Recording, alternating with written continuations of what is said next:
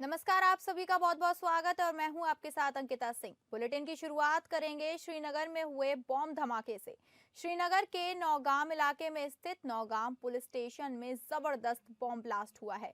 Blast ने पूरे इलाके को हिला दिया। इस धमाके में मौतों का आंकड़ा बढ़कर 9 हो गया है, जबकि 27 लोग घायल हैं। इस घटना में मरने वाले 9 लोगों में एक एसआईए अधिकारी, 3 एफएसएल सदस्य और 2 क्राइम विंग कर्मी, 2 राजस्व अधिकारी और टीम के साथ मौजूद एक दर्जी शामिल है। इसके अलावा 27 पुलिसकर्मी, 2 राजस्व अधिकारी और 3 नागरिक घायल हुए हैं। सभी घायलों को तुरंत अस्पताल पहुंचाया गया है, उनका इलाज जारी है। कई घायलों की हालत गंभीर है और कुछ लोग अब तक लापता हैं, जिनकी तलाश मलबे में जारी है। प्रशासन को आशंका है कि मृतकों की संख्या और बढ़ सकती है।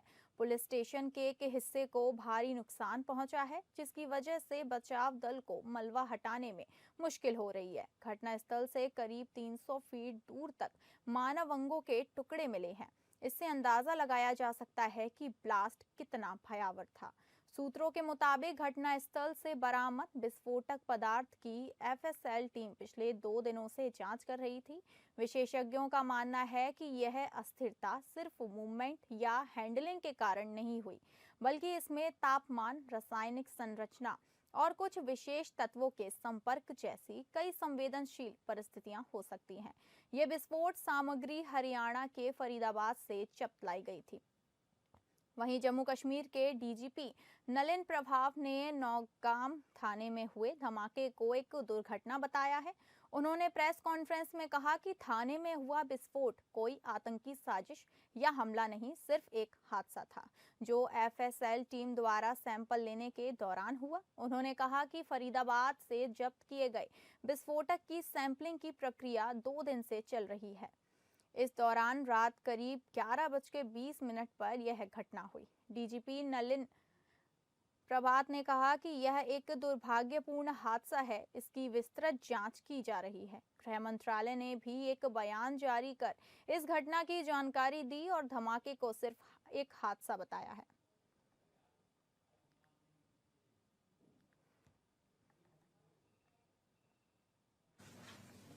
In this unfortunate incident, 9 people have lost their lives, 1 personnel of SIA, 3 personnel of the FSL team, 2 crime wing photographers, 2 revenue officials who were basically part of the magistrates team, 1 tailor who was associated with the team. In addition, 27 police personnel, 2 revenue officials, and 3 civilians from the adjacent areas have received injuries. The injured were immediately evacuated to the nearest hospital, where they are being treated as we speak. The building of the police station has been very severely damaged, and even the adjacent buildings have suffered. They have also been affected. The extent of this damage is being ascertained. The cause for this unfortunate incident is being inquired into. J&K police stands in solidarity with the families of the deceased in this hour of grief. Thank you very much. Jai Hind.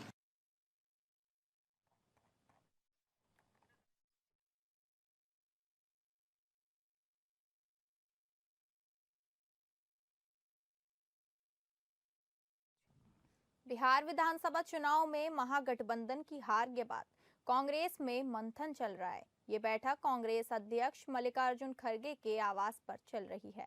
Lok Sabha नेता प्रतिपक्ष राहुल गांधी इस बैठक में मौजूद हैं। दरअसल बिहार विधानसभा चुनाव में बदलाव का दावा कर सत्ता में वापसी की आस लगाए कांग्रेस को तगड़ा झटका लगा है। सीटों के बंटवारे में ज्यादा से ज्यादा सीटें पाने के लिए एड़ी चोटी का जोर लगाने वाली कांग्रेस सिर्फ 5 सीटों पर आगे है, जबकि उसने 60 से ज्यादा सीटों पर चुनाव लड़ा था। इसमें कई सीटों पर तो महागठबंधन के अंदर ही फूट पड़ गई और करीब 12 सीटों पर दोस्ताना लड़ाई देखी गई। राहुल गांधी की चुनाव प्रचार में भी ज्यादा सक्रियता नहीं दिखी। उन्होंने वोट चोरी को लेकर बड़ा दांव भी खेला, लेकिन यह चुनाव में कोई बड़ा स्थानीय मुद्दा नहीं बन पाया।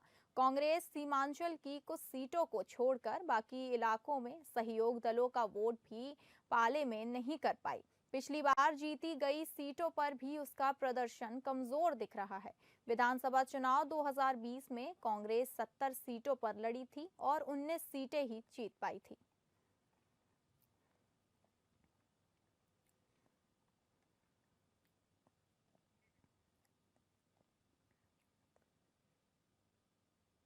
प्रधानमंत्री नरेंद्र मोदी जनजातीय गौरव दिवस मनाने और भगवान बिरसा मुंडा की 150वीं जयंती समारोह में भाग लेने के लिए आज गुजरात का दौरा कर रहे हैं।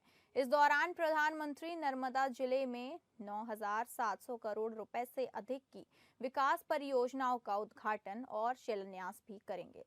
इस परियोजनाओं में आदिवासी कल्याण, बुनियादी ढांचे, स्वास्थ्य, शिक्षा और विरासत पर विशेष ध्यान दिया जाएगा। प्रधानमंत्री दोपहर करीब 12:45 पर नर्मदा जिले के देव मोगरा मंदिर में पूजा और दर्शन करेंगे। इसके बाद वह दोपहर करीब 2:45 पर डेडियापाड़ा पहुंचेंगे और एक सार्वजनिक कार्यक्रम में शामिल होंगे। यह वही कई परियोजनाओं का शुभारंभ करेंगे और जनसभा को संबोधित करेंगे। इन परियोजनाओं में प्रधानमंत्री जनजातीय आदिवासी न्याय महाअभियान, पीएम जनमन और धरती आबा जनजातीय ग्राम उत्कर्ष अभियान डीए जगुआ के तहत बने 1 लाख घरों का गृह प्रवेश शामिल है। इसके अलावा पीएम मोदी लगभग 1900 करोड़ रुपए की लागत वाले 42 एकलव्य मॉडल आवासीय विद्यालयों, डिब्रूगढ़ में असम मेडिकल कॉलेज में एक सक्षमता केंद्र और आदिवासी संस्कृति के संरक्षण के लिए इम्फाल में एक जनजातीय अनुसंधान संस्थान भवन का भी उद्घाटन करेंगे। प्रधानमंत्री गुजरात के 14 आदिवासी जिलों में कनेक्टिविटी बेहतर बनाने के लिए 250 बसों को हरी झंडी दिखाएंगे। वह आदिवासी क्षेत्रों में 748 किलोमीटर नई सड़कों और डीए जगुआ के तहत 14 आदिवासी बहु विपणन केंद्रों की आधारशिला रखेंगे। पीएम मोदी सूरत में निर्माणाधीन बुलेट ट्रेन स्टेशन का दौरा करेंगे और Mumbai Ahmedabad high speed rail corridor की प्रगति की समीक्षा करेंगे।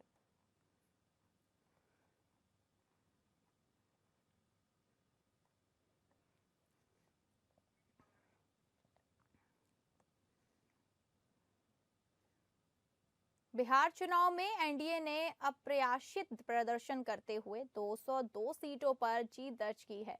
वहीं महागठबंधन 35 सीटों के फेर में फंस चुका है।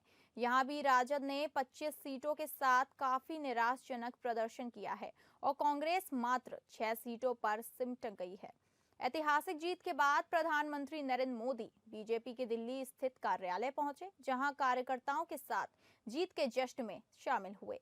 पीएम मोदी के एनडीए की बड़ी जीत पर सभी कार्यकर्ताओं को बधाई दी है। अपने संबोधन में उन्होंने कई मुद्दों पर विस्तार से बात की। मुख्यमंत्री नीतीश कुमार की तारीफ की और भाजपा की रणनीति का भी उल्लेख किया। पीएम मोदी ने बिहार की महिलाओं का भी धन्यवाद किया। प्रधानमंत्री ने राजद के जंगल राज पर भी तंज कसा। उन्होंने कहा कि आज बिहार देश के उन राज्यों में एक है जहां सबसे ज्यादा युवाओं की संख्या है और इनमें हर धर्म और हर जाति के युवा शामिल हैं। उनकी इच्छा, उनकी आकांक्षा और उनके सपनों ने जंगल राज वाले पुराने और सांप्रदायिक एमवाई फॉर्मूला को ध्वस्त कर दिया है। मैं आज बिहार के युवाओं का विशेष रूप से अभिनंदन करता हूं। बिहार जीत के बाद ममता बनर्जी को पीएम मोदी ने चुनौती दी है। पीएम मोदी ने कहा कि अब बंगाल से भी जंगल राज को उखाड़ फेंकेंगे। हम एनडीए के लोग, हम तो जनता जनार्दन के सेवक हैं। हम अपनी मेहनत से जनता का दिल खुश करते रहते हैं और हम तो जनता जनार्दन का दिल चुरा कर बैठे हुए हैं। और इसलिए पूरा बिहार ने आज बता दिया है, फिर एक बार एनडीए सरकार फिर एक बार, फिर एक बार, फिर एक बार। और मैंने चुनाव में बार बार कहा था, आज सिर्फ एनडीए की विजय ही नहीं हुई है, ये लोकतंत्र की भी विजय है। भारत के लोकतंत्र पर भरोसा करने वालों की भी विजय है। इस चुनाव ने भारत के चुनाव आयोग पर जनता के विश्वास को और मजबूत किया है। भारत अब सच्चे सामाजिक न्याय के लिए वोट कर रहा है, जहां हर परिवार को समानता, सम्मान और अवसर मिलते हैं, और जहां अब तुष्टीकरण की कोई जगह नहीं, लेकिन तुष्टीकरण की जगह ले ली है संतुष्टीकरण ने। संतुष्टीकरण ये सबसे बड़ा मान है। भारत के लोग अब सिर्फ विकास चाहते हैं, तेज विकास चाहते हैं, विकसित भारत बनाना चाहते हैं। साथियों, नई सरकार के साथ एनडीए अब बिहार में 25 वर्षों की स्वर्णिम यात्रा की तरफ आगे बढ़ रहा है। बिहार ने ये सुनिश्चित किया है, बिहार की महान भूमि पर फिर कभी जंगल राज की वापसी नहीं होने वाली है। आज की ये जीत बिहार की उन माताओं, बहनों और बेटियों की है, जिन्होंने सालों तक आरजेडी के शासन में जंगल राज का आतंक झेला है। बिहार विधानसभा चुनाव में नीतीश सरकार की वापसी हो रही है। चुनाव में एनडीए को ऐतिहासिक जीत मिली है। एनडीए ने 202 सीटों पर जीत दर्ज की है, जबकि महागठबंधन 35 सीटों पर सिमट गई है। इसमें बीजेपी सबसे बड़ी पार्टी बनकर उभरी है, जबकि नीतीश कुमार की जेडीयू दूसरे स्थान पर है। आरजेडी बेहद खराब प्रदर्शन कर तीसरे स्थान पर है, तो वहीं कांग्रेस का हाल भी बुरा है। लोजपा रामविलास ने बेहद शानदार प्रदर्शन किया है। नीतीश कुमार 10वीं बार बिहार के मुख्यमंत्री बनने जा रहे हैं। भारत की राजनीति में ऐसा कम ही होता है जब किसी राजनेता को इतने लंबे समय तक सार्वजनिक जीवन में जनता के समर्थन से रहने का सौभाग्य मिलता है, लेकिन नीतीश कुमार ने इस गौरव को हासिल किया है। नीतीश कुमार की 10वीं पारी सुनिश्चित करने में महिलाओं के खाते में 10,000 रुपए का cash transfer turn around factor साबित हुआ। बिहार विधानसभा चुनाव एनडीए की शानदार वापसी के बाद बीजेपी और जेडीयू मुख्यालय में उत्साह की लहर दौड़ गई है। समर्थकों ने पटाखे फोड़कर और जश्न मनाकर जीत का आनंद लिया।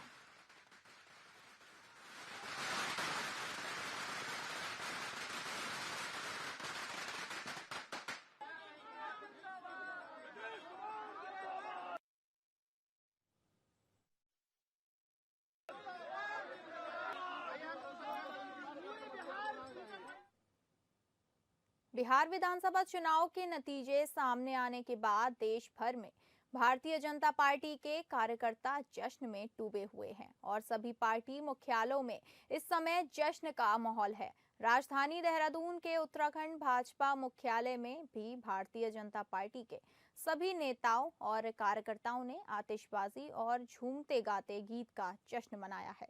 वहीं भाजपा प्रदेश मुख्यालय में पहुंचे मुख्यमंत्री पुष्कर सिंह धामी का भी कार्यकर्ताओं ने पूरी गर्मजोशी के साथ स्वागत किया है। बिहार विधानसभा चुनाव में प्रचंड जीत हासिल करने वाली एनडीए में सबसे बड़ी पार्टी बनकर बीजेपी बनकर उभरी है, जिसके लिए देश भर के कई नेताओं ने प्रचार प्रसार किया है, जिसमें मुख्यमंत्री पुष्कर सिंह धामी का भी नाम शामिल है।